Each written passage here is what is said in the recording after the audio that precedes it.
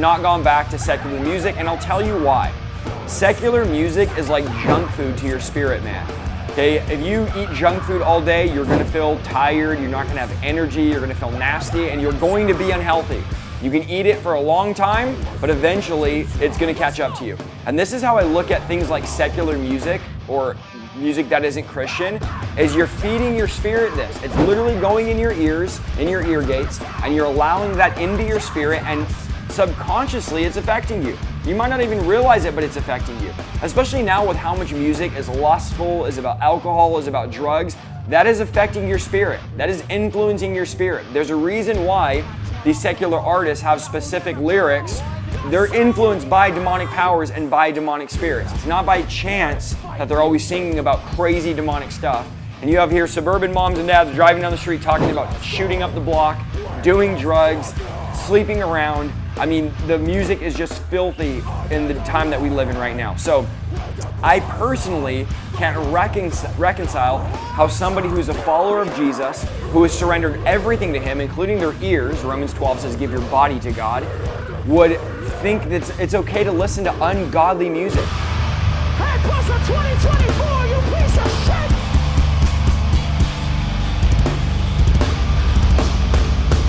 When I was a young evangelical teenager, I remember my parents having some pretty strict rules in my house. We weren't supposed to watch R-rated movies. In fact, my parents didn't even watch R-rated movies. We also weren't supposed to be playing any ultra-violent video games. And one of the biggest problems I had with my parents' rules is that they wouldn't let me listen to any music with a lot of swearing in it. In fact, like many of the people my age, we weren't just told to watch out for certain content of the music we listened to, but we were also taught to avoid specific types of music, and in some ways, to avoid all things secular altogether. And we wonder why we keep having teenage girls get pregnant, and all they do is listen to songs about fornication. And if I was your girlfriend and I got your man, and we wonder why we can't get behind the preacher when he preaches, is because you've allowed the world to preach to you through your earbuds for 30 hours this week. And you expect the preacher to get through to you in an hour? The problem is we're spending more time worshiping the devil and his thoughts and ideas and plans, and we've worshiped the culture all week long through our iPods and our iPhones and our iTunes, and we've worshiped and worshiped and worshiped, and then we come in here and we sing songs about Christ, and we can't lift our hands. We're wondering, why can't I have freedom of worship? Because you've given out all of your worship. The thought process is kind of simplistic, but stated, if you don't allow for non-religious exposure, then you don't have any space in your brain for any religious doubt to creep in. Logically, I guess that makes sense in sort of a cult mind control kind of way, but does it actually work? I'm the J to the H to the O to the B to the A, Jehovah. He calls himself Jehovah. Well, no, obviously not. There have been tons of Christian authority figures that have attempted to argue the same typical principle for centuries. They use some verses from Paul about keeping our enjoyment pure and holy, which would then keep us on a holier track. But in practice, all this really does is pique the interest of young kids who are looking into things that authorities tell them are off limits. Garbage in, garbage out. In other words, what we put into ourselves eventually is going to come out. So we must ask the question, is the music that I'm listening to changing the way I think, changing the way I talk, the language that I use, changing how I treat other people? Is it hindering my relationship with God? Is it replacing my relationship with God? And this was definitely true for me as I attempted to find ways to skirt the rules on what was and was not a Christian artistic expression in music. That, and I did listen to a lot of both Christian and secular music that sounds kind of like this. So my parents didn't really have a good idea of what the lyrics of my music were saying anyways. I found a good amount of comfort in the rebelliousness of my teenage years, and I absorbed that by the confrontational emotions in this type of music. And while it might be cringy for some of us to hear this stuff back years later, it still makes me feel pretty great to come back to this music. And frankly, even newer artists in this same vein. But the problem came as I got further and further into this particular music scene, and there were more and more artists telling me that my religion was total bullshit. This caused me a lot of guilt in my younger years. Why would I listen or even give money to artists that were actively telling me that they were against something that I believed in? It seemed stupid and maybe even detrimental for me to be listening to something like Slipknot's Opium for the People as a person that truly did believe in a God that told me that it was important to keep my thoughts focused on matters of faith promotion rather than doubts. But the truth is that this opinion was kind of idiotic. Someone that truly holds a religious belief should not be afraid of having that belief challenged, and we should be able to feel that we are solid on our ideas about religion and philosophy regardless of what others think. And that thought is what brings me to my point of this video. Anti-religious art and artistic expression is not something that we as religious people need to be worried about or even speak up against. It's actually something that I believe helps Christianity, not hurts it. Let's look at an example that my fellow metalheads might appreciate. What's my name?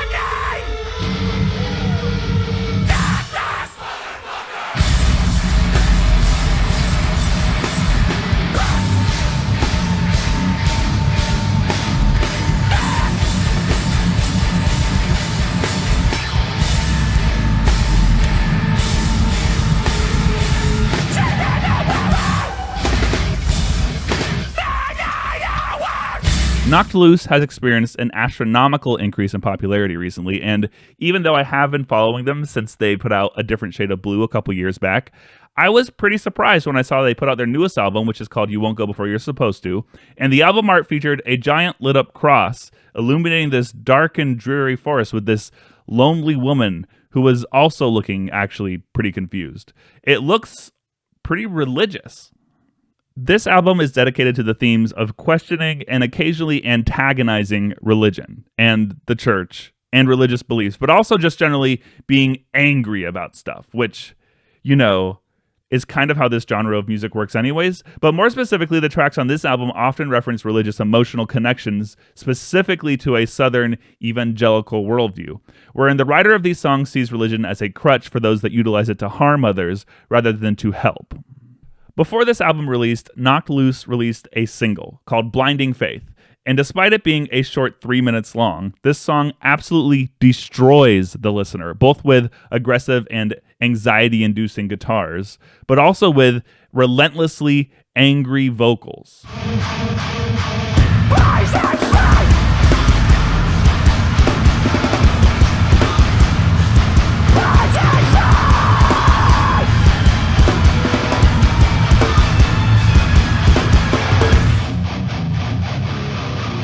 In this song, the lead singer and lyric writer Brian Garris screams, literally, about struggling with a connection to a religion that has been promised to deliver positivity, only to be tortured by it. In the lyrics of the first half, he says, "I'm haunted by the spirit again. I can't feel it. I only pretend." Clearly, Brian has had some sort of personal experience with faith, or with the church, and has ultimately found himself rejecting it. These words are not from a person that has become angry at God because of a logical disconnect between what Christians believe and what the world tells them is acceptable, like most atheistic literature. Rather, this is a rejection of what the church and Christianity makes him feel, which, in my opinion, is actually way more damning. It's easy to read the work of an atheistic author who attempts to explain why I should not have a specific religious opinion and end up just rejecting that writing because, well, these writers don't understand faith in the first place. Believing in God, or really any God, does not require a perfect logical understanding of how the mechanics of that deity work. Quite the opposite, actually. My faith is something that fills in the gaps that are left by logic and scientific understandings of the world. I do not reject any proven facts. I just believe that God is in the areas of our world that are still left up to the unknown. In many ways, I don't see Christianity as an exercise in seeking the most logical conclusions of the mysteries of the world. I consider Christianity to be an emotional and spiritual experience that has been proven true to me only because of my personal experiences that I've had throughout my life. But what this ends up meaning is that if there's a person that's had an experience with Christianity and has had an experience with the church and a personal experience with the emotional and spiritual rejection by the church, that is way more convincing and troublesome to me when it comes to arguing against my own beliefs than any sort of atheistic, logic-based approach. And here we have at least one such person in Brian, someone who seemingly has given religion a legitimate chance and who has ultimately rejected it. Not because it didn't make logical sense, at least not totally, but because he has seen people abused by these systems of religion that were supposed to be there benefiting from it. After all, imagine how betrayed and upset you'd have to be to make some sort of noise like this. I'm just saying, he seems kind of pissed off about it, and maybe righteously so. The point of view of Brian, or maybe just the band Knocked Loose as a whole, seems to be that religion has been used to exact control over others. This is a theme that's reinforced by other songs on the album. In Slaughterhouse 2, there's a repeating of a line from Motionless in White's version, Slaughterhouse 1, the line being, "One mutilation under God." This song is about American culture and its problematic reliance on things like economic injustice and fascist governance systems to control the country and the civilians that live inside of it. This song seeks to be a direct threat against those in power, to simply put, stop being fascist pieces of shit or die. Oh yeah, and if you haven't guessed, Brian is pretty pissed off about it again. In this song, Don't Reach For Me, Knocked Loose takes an even more direct approach. This song seems to reference a specific individual, a person who outwardly expresses a Christian belief but also utilizes their faith to directly harm others. They spread lies, and they've even caused their own daughter to walk away from them due to their ignorance and their disgusting behavior, all in the name of their faith. This song threatens the target of all this anger with lyrics like, "No lie can spread from a tongue removed," and "When your arms are too weak to reach for God, don't reach for me." A line that is super duper reinforced by a music video that screams this refrain over the image of Brian taunting a person and chasing them around an empty church, and that person, who is wearing clothing that looks oddly similar to those typically worn by a priest or pastor, by the way.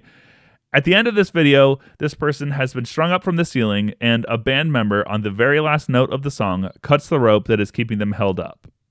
Seems pretty pointed.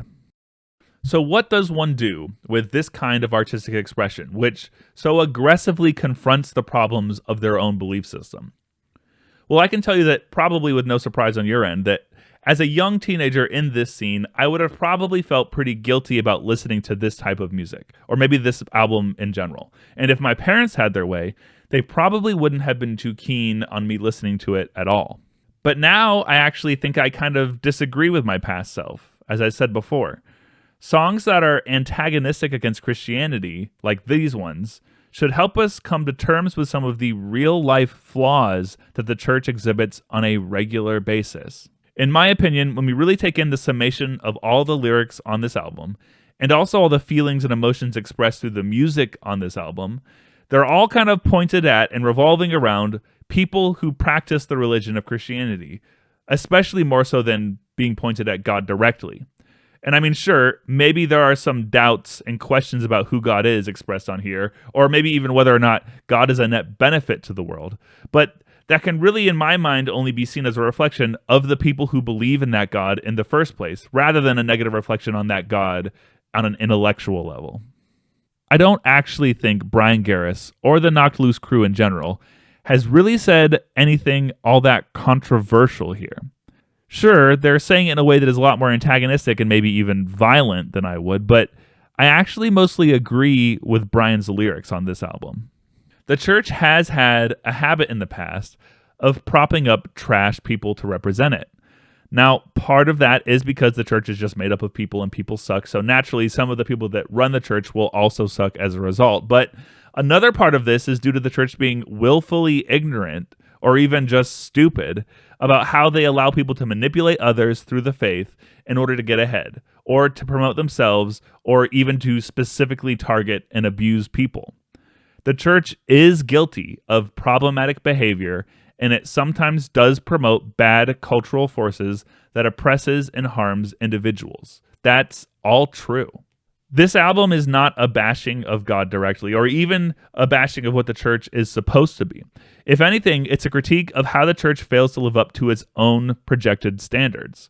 Brian is right, in my opinion, to point out the problems here. And in fact, I would argue that by checking the church on its bullshit, Brian is helping the faith of Christianity overall.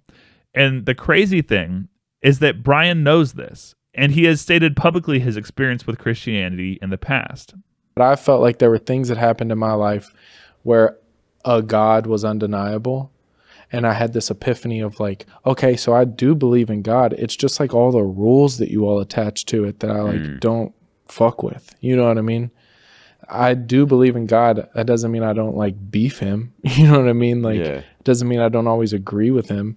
But like, I did like church camp and I did church, and like, I remember the first religious song I ever wrote, the gospel, there's a line in it where I say like, love like that must cost an arm and a leg, 'cause my tongue won't move no matter how hard I beg.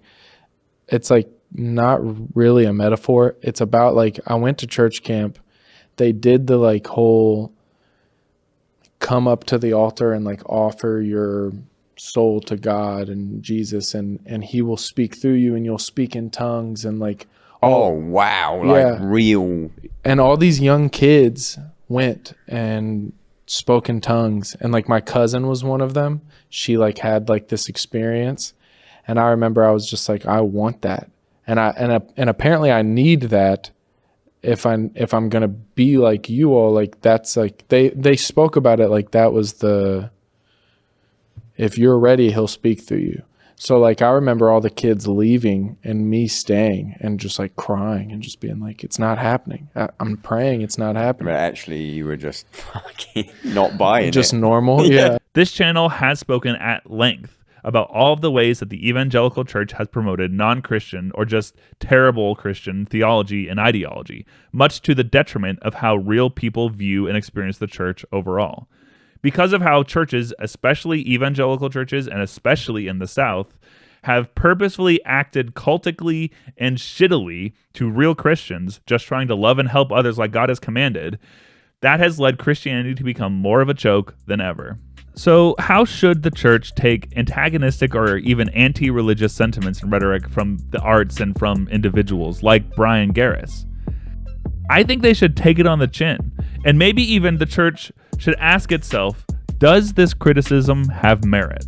Because in this case, I think it definitely does. Thanks for watching, guys. If you want to watch more videos about theology over clips of crowds just beating the shit out of each other, then subscribe. I don't have any more at the moment, but maybe the next music-related video will be about country music or something. We're on a roll here. I don't know, though. I don't really like country music that much. But remember, I love you all, and I'll see you again soon. Ta-ta for now. Ta-ta for now. What the fuck?